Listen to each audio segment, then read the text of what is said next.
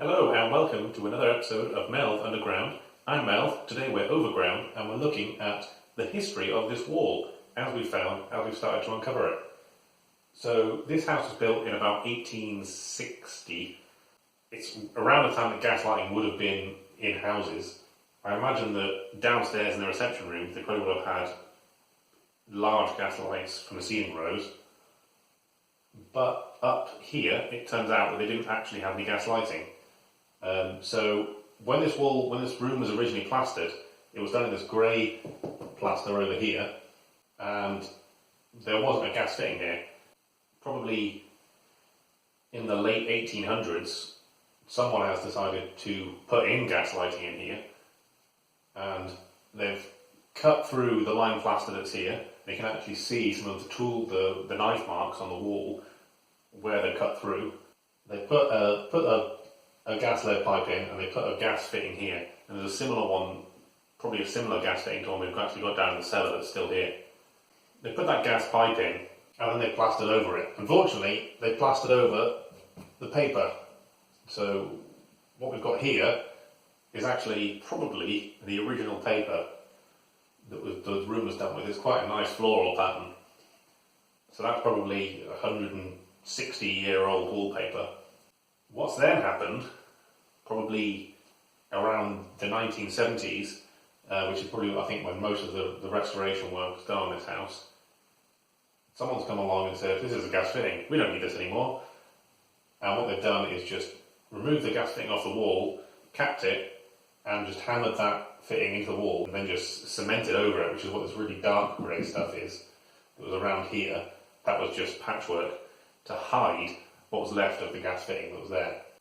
So yeah, basically the whole house is old enough to have seen gas lighting put in and then taken out again, and that's what's kind of led to this bit of a mishmash of all these different plasters. So originally, when this job first started out, all we had was a little hole here and a small channel up here, and I thought what we do is we just kind of skim a little bit off the top here to get everything level, and it would just be a quick plaster and a quick filling job. Unfortunately, as I found this over plaster in here that's created a mound here, and that started coming off, it starts off quite small up here, and then it just seems to kind of get really big out here. So I think it comes down here and down here, and this bit is something that came off in one big lump. It's definitely not lime plaster. I think it's some sort of cement. There's no hair or anything like that in it. So the question now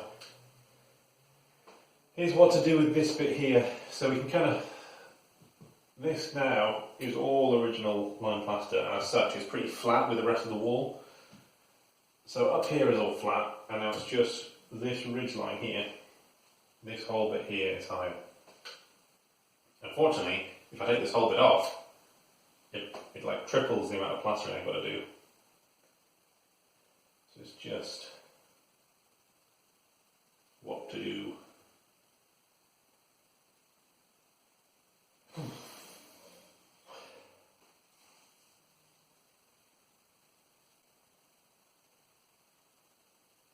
I'm going to take it off.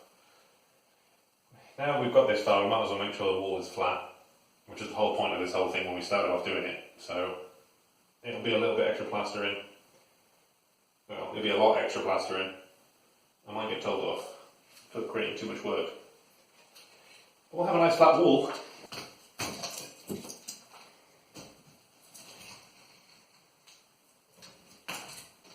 Oh, this is a bad idea.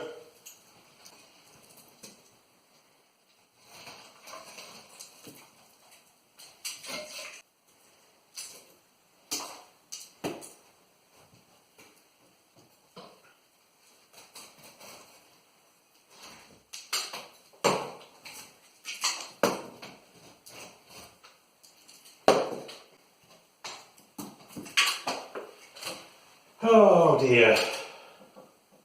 That's a bigger hole than I had intended on making. Much bigger. But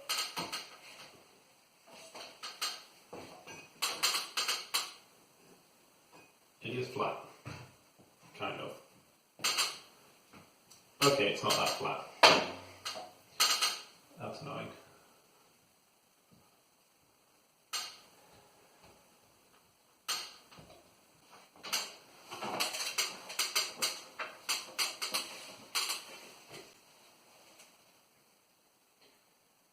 Okay, got a cup of tea. I've made a bigger hole than I meant to make. That's unfortunate, but I've done it now. So I'm going to have to patch it. But I guess stay tuned for the next video where I'll be plastering over a much bigger hole than I originally intended. Thanks for watching, guys. I'm Mel, and this has been Mel's Underground Overground.